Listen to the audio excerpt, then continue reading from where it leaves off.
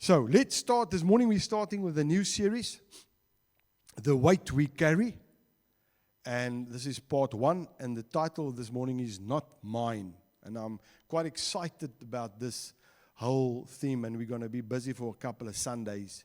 But before we get there, our theme for the year that the Lord has put on our heart is Stand Firm. 1 Corinthians 15.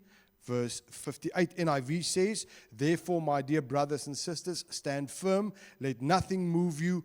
Always give yourselves fully to the work of the Lord, because you know that your labor in the Lord is not in vain." Afrikaanse vertaling, daarom my geliefde broeders, wees standvastig, onbeweeglik, altyd oorvloedig in die werk van die Here, omdat julle weet dat julle arbeid in die Here nie te vergeefs is nie. Stand firm. When we started the year, the Lord gave me this theme at the end of last year. Man, did we think that we will be where we will be, and we need to stand firm with everything that's happening. And so that's something to hold on. Our main scripture for this series is Romans 8 verse 1. I'm going to read it out of the Amplified Classic and out of the Passion Translation. The Amplified Classic says, "Therefore, there is now no condemnation, no adjudging guilty or wrong, for those who are in Christ Jesus, who live and walk not after the dictates of the flesh, but after the dictates of the Spirit." The Passion Translation says, "So now the case is closed. There remains no accusing voice of condemnation against those who are joined in life union with Jesus, the Anointed One." Wow. Wow. Most people, and then especially Christians, and a lot of Christians, carry guilt with them. When you start talking to them, you can hear they are carrying guilt with them. Like this picture of the theme, that man that carries the weight. So we walk around with all of this weight on our back. Guilt and shame and regret and failures and past mistakes and couldn't make it. So we are weighted down by all of this. And then guilt comes, and it makes us react in unhealthy ways. And I've got a slide for that. And it makes us act guilt. It makes us act in unhealthy ways. Causes us to do things we shouldn't do because of guilt. Causes us to be counterproductive. We are ineffectual, inefficient because of guilt. It causes us to make poor decisions. Because I feel guilty, I make decisions. It's not godly decisions. And then guilt can shift our perspective and our focus. Because of guilt, our perspective changes. Our focus is now on this guilt that's on my back all the time. And then there is things like true guilt, false guilt, and cancelled guilt. I mean, genade, boys. Where's this going to end? And today we'll start unpacking this topic of guilt and specifically looking at our past that we hold against ourselves. We'll have a look at what guilt is. And then we'll end with number 7, what God says about us. Because that's always the best. We can start off guilty, but what does God say? One of the greatest challenges as Christians isn't sin, but the recovery of sin. Because Jesus dealt with sin. But we've still got this thing that I'm guilty because of. So sin is not an issue. On God's side, it's not an issue. It's on our side. If I keep on preaching guilt and pointing finger and focusing on, and now the slim ouens met die wit jasse, die minhare en die dik brille, they say that the moment you start focusing on something, that will happen. So, I mustn't sin. I mustn't sin. Guess what happens? You will sin. So sin is not, but the moment I focus on the grace of God, the finished work of the cross of Calvary, I come before His presence with no guilt. It changes. It changes. So it is the recovery from sin. You see, guilt from my past. You know your past. I know my past. And there's a lot of things that happen. So we feel tired. A lot of children of God feel defeated. They feel unworthy. they're not good enough. I can't live for God the way that I want to because of my past. Every time this happened in my life, and it sometimes still does, every time you step out and you want to do something for God, what does sloofies do? It just reminds you about your past. You can't do that.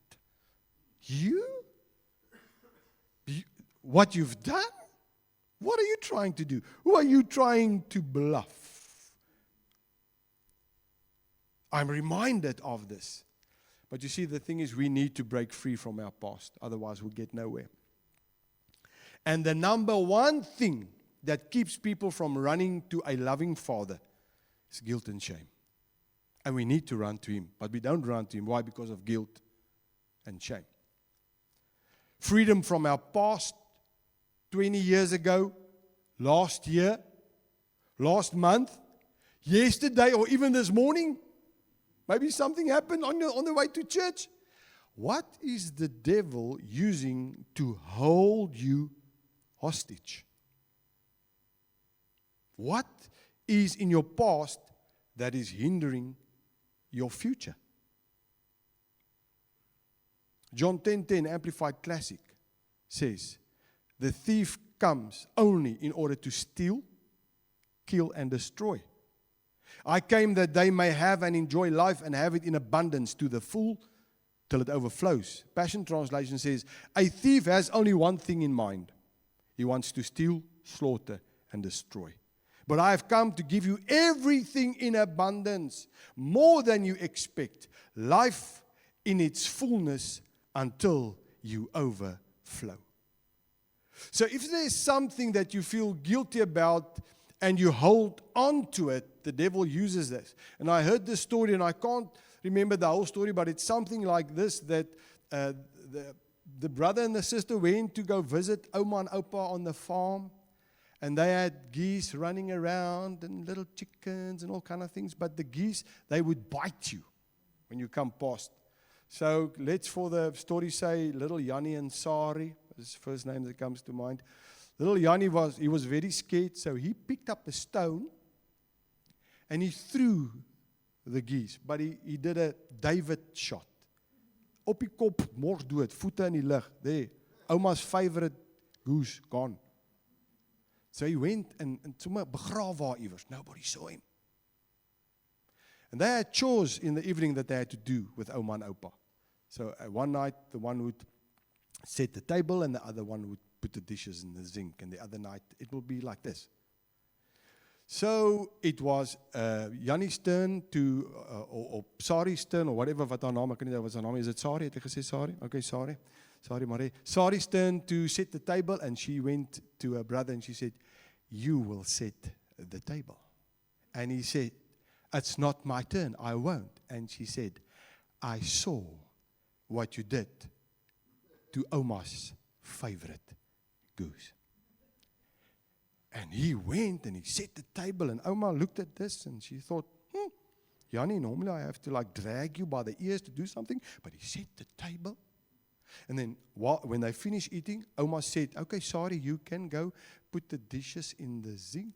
And she kicked Jannie under the table, and Jannie said, don't worry, Oma, I'll do it. And he got up and he put and Oma thought, nogal strange. This went on day after day after day. His shins was blue as she kicked him under the table. And one day he couldn't take it anymore, and he ran to his grandma and he said, Grandma, I'm so sorry, but I can't take it anymore. I killed your favorite goose, but it wanted to bite me. And Oma said, I know. And he said, what? You know? She said, I was looking through the window when you killed him. And I was just waiting for you to come to me to say what you've done. You see what guilt does?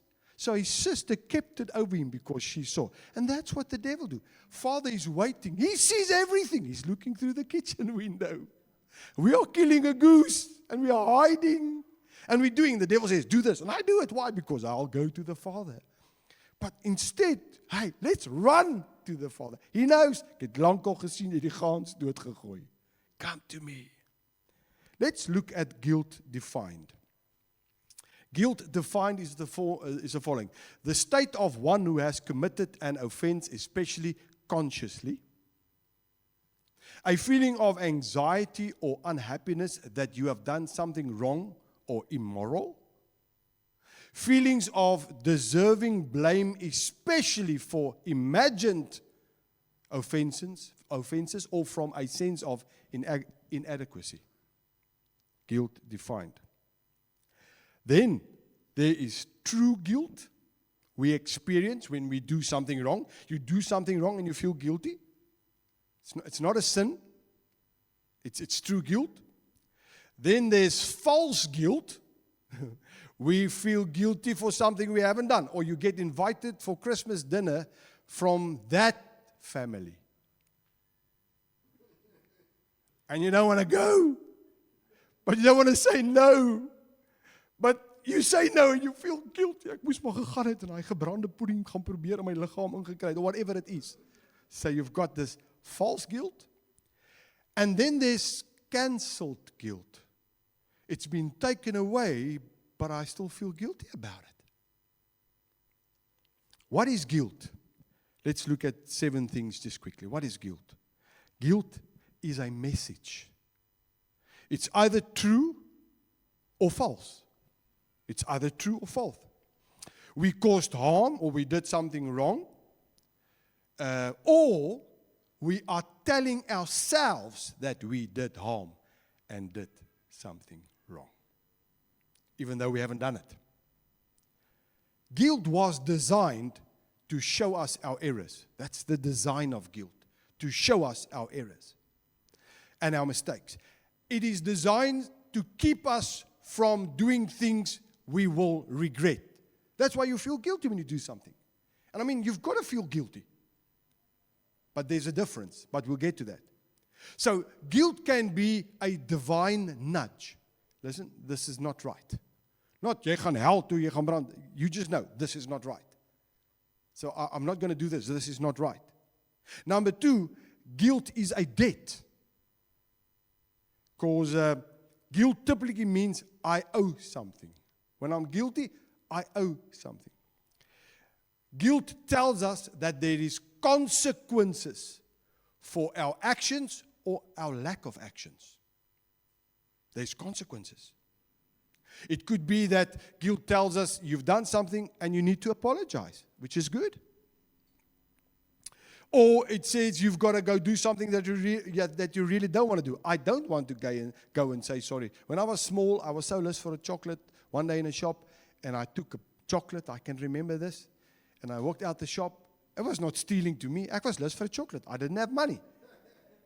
And then walked out, and my mom said, "Where do you get that chocolate from?" And I said, I took it. Whoa, boys, that was the thing to say. Lekker pak sla, back into the shop. I didn't want to do it. Guilt made me, I didn't want to do it. And I had to go up to the oom. Oom, ek is so jammer, ek het die chocolate gevat. Nee, gesteel. Gesteel? Yes, that sounded terrible. Gesteel, ek was dan so lus vir hom. What actions do we take when we feel guilty? What actions do we take? Do I say, I deserve this, or no, I don't deserve it? Number 3, we have all been found guilty. We've all been found guilty. There's no one that can say I'm not guilty. Romans 3:19-20, and then 23 in the New Living Translation says, obviously the law applies to those to whom it was given. For its purpose is to keep people from having excuses and to show that the entire world is guilty before God. For no one can ever be made right with God by doing what the law commands. The law simply shows us how sinful we are. For everyone, verse 23, for everyone has sinned, we all fall short of God's glorious standard. Galatians 3:19 and then again 23-26. Galatians 3:19. Why then was the law given? It was given alongside the promise to show people their sins. But the law was designed to last only until the coming of the child who was promised. God gave his law through angels to Moses, who was the mediator between God and the people. And then verse 23, before the way of faith in Christ was available to us, we were placed under God by the law. So the law said, you shouldn't do this, you shouldn't do this, you shouldn't do this. It was only until Jesus came. We were kept in protective custody, so to speak, until the way of the faith was revealed. Let me put it another way. The law was our guardian until Christ came. It protected us until we could be made right with God through faith. And now that the way of faith has come, we no longer need the law as our guardian, for you are all children of God through faith in Jesus Christ. So we are all guilty before God. There's no one that can say, because of what I've done or because of my standard, I am not guilty. Number 4, guilt reveals our need for a Savior. Man, we recognize that we could never ever keep or fulfill the law. James says, you think you can keep the law? As jy in een opsig struikel jy in die hele wet. If you falter in one small area, the whole law has been transgressed. You can't keep the law. You can't uphold the law. You can't do these things. Romans 3:23, 24 says, we've read 23 now. For everyone has sinned, we all fall short of God's glorious standard. Yet God in His grace freely makes us right in His sight. We need a Savior, ne? He did this through Christ Jesus when He freed us from the penalty of our sins. You see, guilt, if it's played the right way, if it's seen the right way, man, it leads to sorrow, a godly sorrow, and that leads us away from sin. 2 Corinthians 7:10, New Living Translation. For the kind of sorrow God wants us to experience leads us away from sin and results in salvation. There is no regret for that kind of sorrow. But worldly sorrow which lacks repentance results in spiritual death. So when there's guilt, it shows us we need a Savior. We turn with a sorrowful heart to our Savior. We don't camp out. We don't, oh, woe is me, Jacob, little worm somewhere on the... No. I'm a chosen generation. I'm His beloved. But if I did something wrong, Lord, I need you. Thank you for what you've done. Not begging Him to do something, thanking Him for what He has already done, already accomplished. Number 5, guilt, good or bad, was never meant to be held onto, as it binds us to our past sin and mistakes. Guilt, good or bad, was never meant to be held onto, but it binds us to our past sin and mistakes.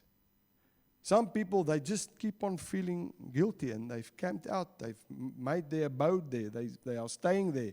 They just feel guilty, they're not good enough. I had a prominent farmer in my church, visiting my church up in Groblersdal. We did a course and he came to visit. One of the biggest farmers in that area at that time. He was one of the mega farmers in the area. And he came to my church, and after the course he came to me and he said, Pastor, I'll never measure up to this. I'm not worthy enough.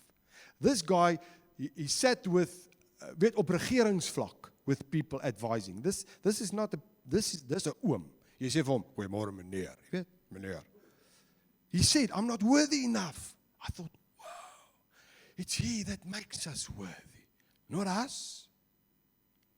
So guilt is supposed to be just a temporary feeling of our conscience, and it was intended so that we can correct what we do or say, Lord, I need help. So it's I mean, if you do something wrong and you don't feel guilty about it, there's something wrong with you. But what do you do with that guilt?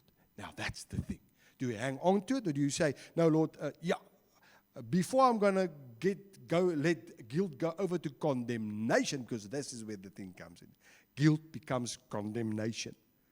To feel guilty for a moment, to say, I've got to change my ways, look upon the Lord, focus on Him, awesome.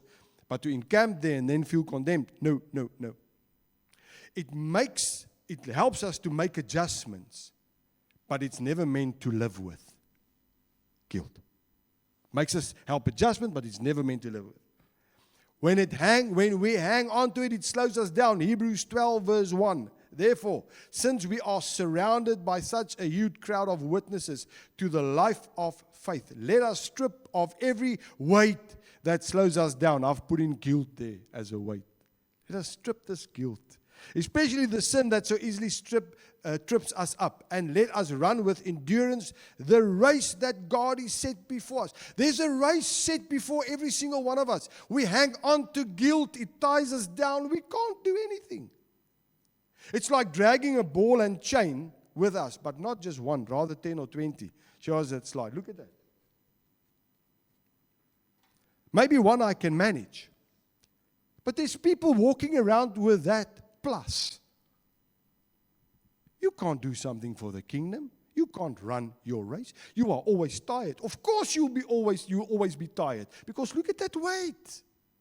You're trying to do your thing, Lord. I just love you. And I'm trying to. En jy sukkel jou. Amper sê ek jy sukkel jou gwaar af. Gelukkig het ek dit nie gesê nie. What is the result? We are bound to sin. It binds us to sin. It binds us to what we've done. It binds us to our past. Binds us to our failures. We are connected with that all the time. The moment you want to do something, but look at that. You're bound to your failures. You can't do that.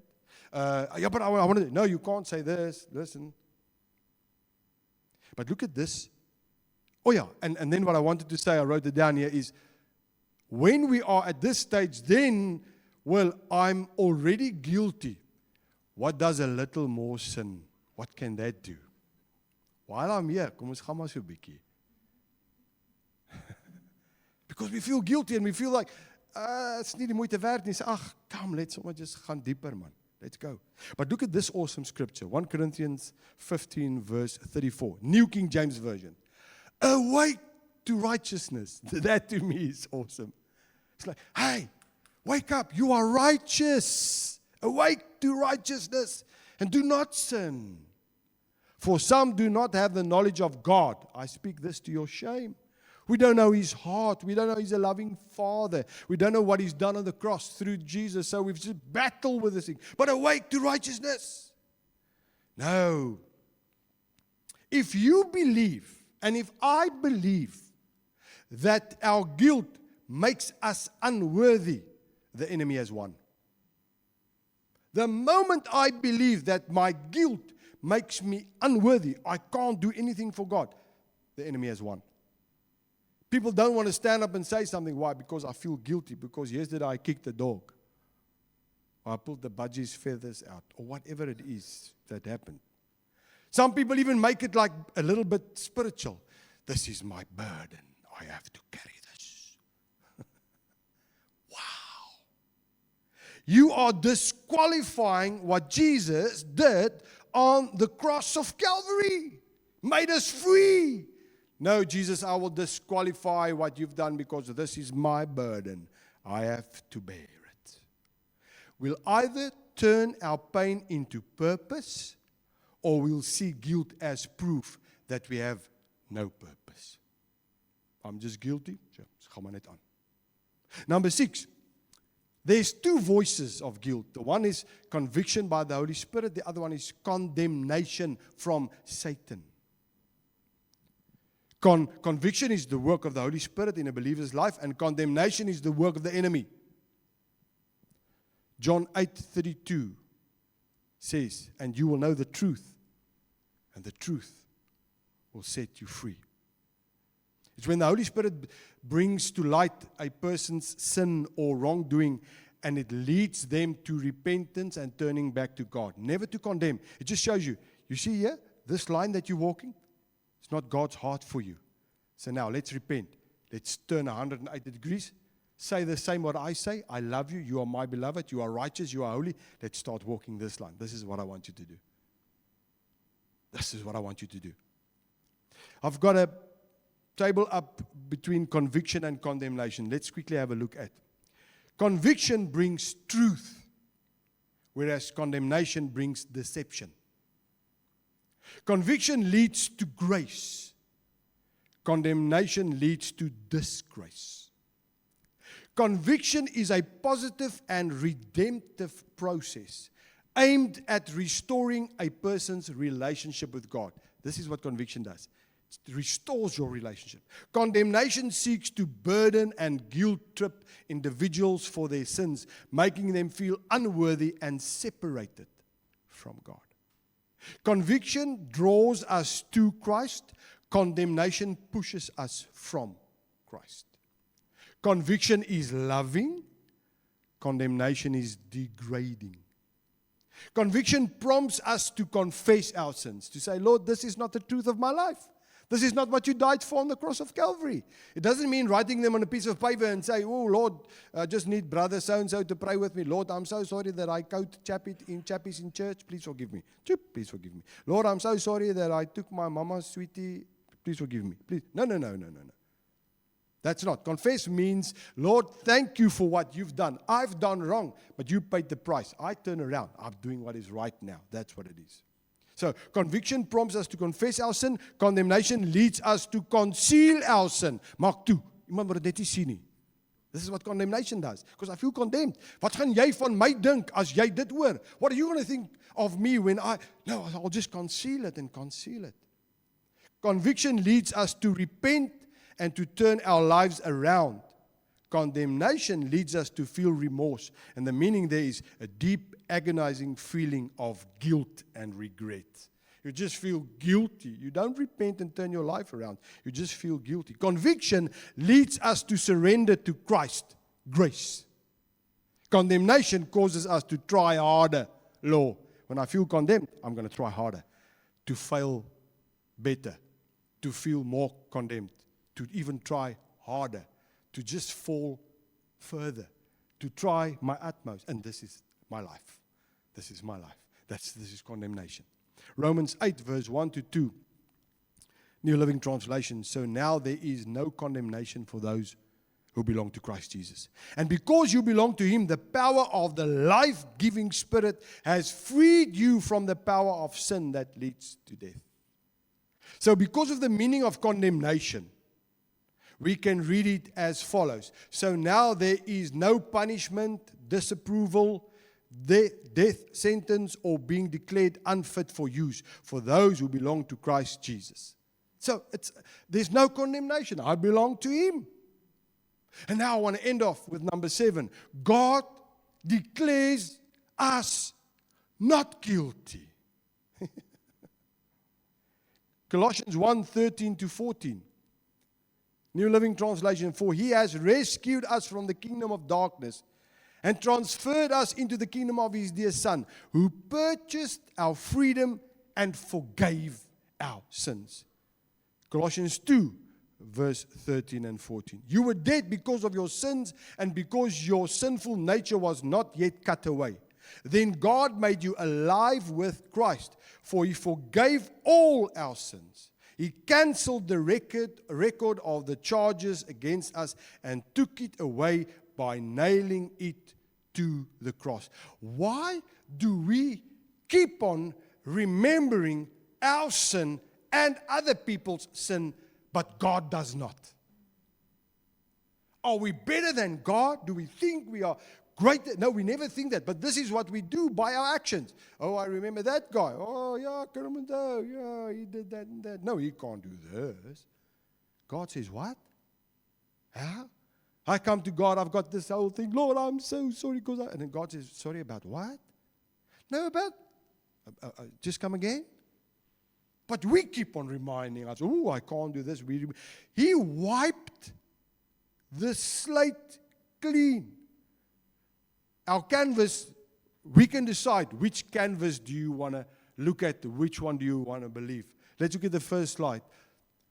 We can look at this and say, this is my life, my past, failures, disappointment, mistakes, sins, not enough, I'm not good enough, failed so many times, condemnation. You can have a look. This can be your life. Some people love to live here. It's just, to me, I just can't get that. But they love and they feel like, oh, no. When they're sick, don't pray for me because I might just get healed. And then when I'm healed, I don't have all the sympathy. You get people like that. You get it. So we can live this way, or we can look at this one.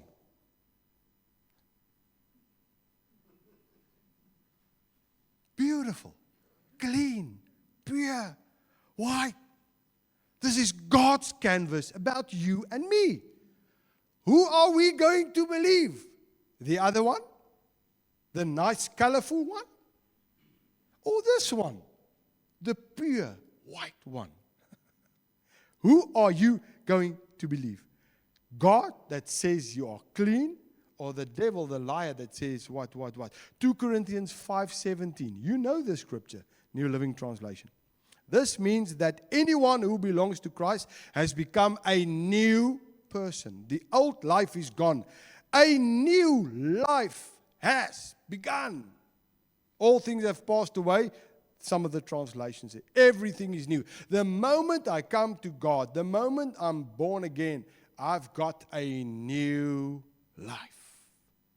Romans 5, verse 8 to 11, New Living Translation. But God showed His great love for us by sending Christ to die for us while we were still sinners. This is awesome. We couldn't do anything, couldn't help ourselves, bad people, while we were still sinners. And since we have been made right in God's sight by the blood of Christ, He will certainly save us from God's condemnation.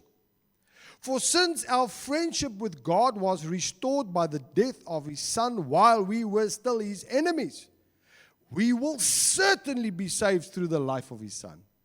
So now we can rejoice in our wonderful new relationship with God because our Lord Jesus Christ has made us friends with God. When last did you think about yourself as a friend of God? No, Fana, yo, this is like a bit rough, yesterday. Hey, what Jesus did on the cross of Calvary is awesome. It's beyond me.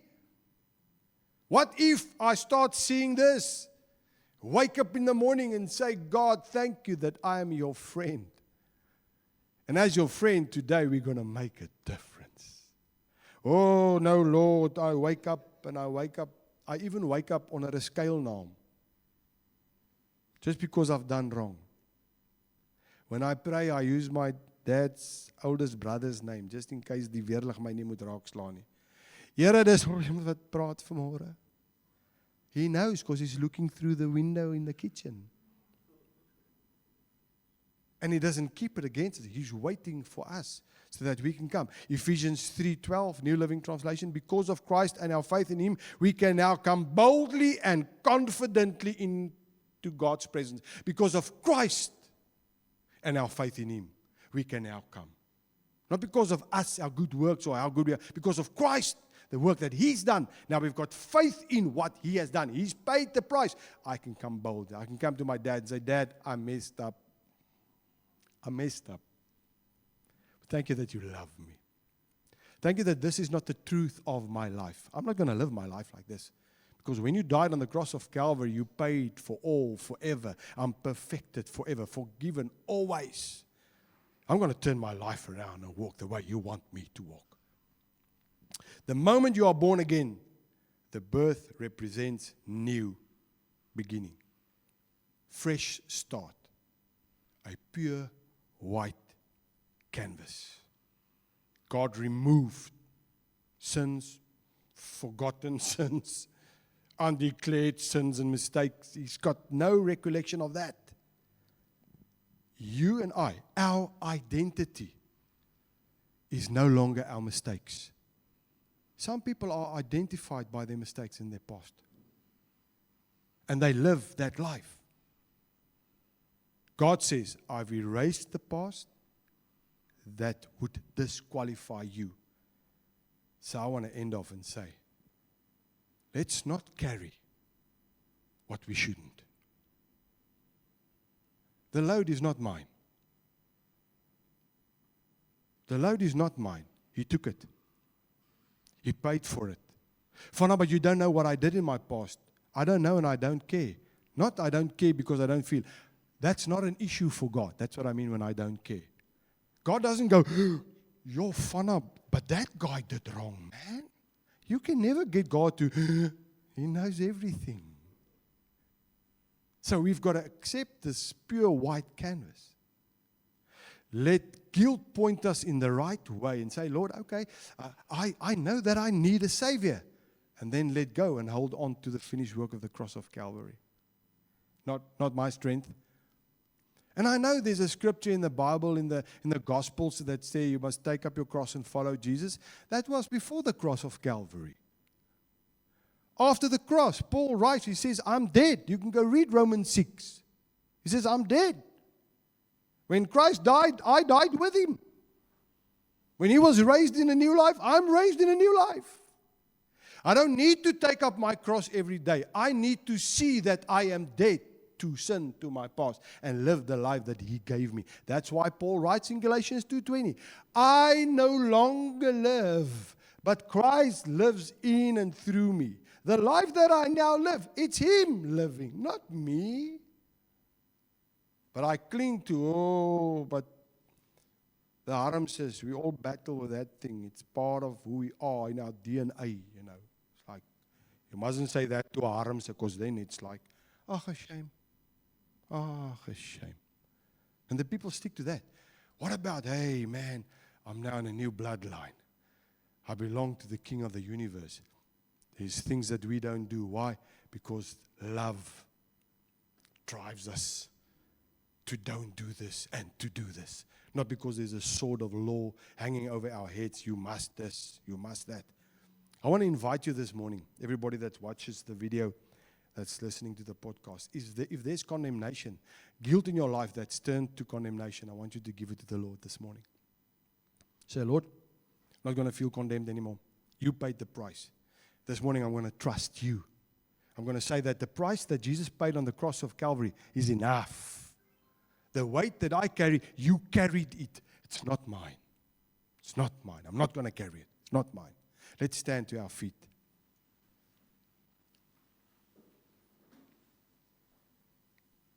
Maybe you think you did something that can never be forgiven. Let me tell you, it's washed away, sorted out. You can say you are guilty. The people can say you are guilty. Your family can say you are guilty. God says you are not guilty. Who are you going to believe? Man, will our lives turn around when we start believing what God says and start living in that freedom? Now I live. Jy's bietjie arrogant. No, I'm free. There's a difference between arrogance and being free in the Lord. Arrogance is me, myself, and I. Being free is, Lord, You did it all. Lord, You did it all. Father, we come to You this morning, and it's with a heart full of joy that we can come before You to say, Lord, we don't always believe that we've got this white, clean canvas. We hold on to past mistakes, and the devil comes and he reminds us, you can't do this because remember what you said, remember what you've done.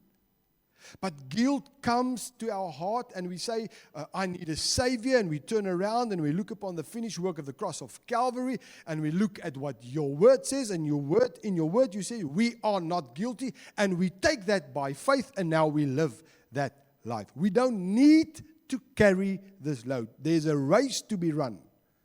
And for us to try and bear all this big heavy load and this burden, bear it on our backs, carry it with us, Lord, we can't run our race like we should do. Condemnation is not from You. And we come before You this morning, and I pray that everybody that feels condemned this morning will look at the finished work of the cross of Calvary. Take in faith what You have done. Apply it to their lives and say, Lord, I'm free in Christ Jesus. And now I listen to the voice of the Holy Spirit, and I do what the Holy Spirit tells me to do. I live a life that's fruitful. I live a life that shows that God is in control. Sorry that we keep our own mistakes against us when You never ever do that. But Lord, we look forward to this journey of looking into guilt and what it does to us and how it hinders us, but how we are made free. Already it is done. We just need to see it, to accept it, to make it part of our life. I pray, Holy Spirit, that you will come and just make this word alive when condemnation wants to set in, that we can say, no, no, no, no. The price has been paid. I'm a new creation. Lord, thank you for what you've done. And sorry that we don't say thank you enough. But this morning we want to say thank you, thank you.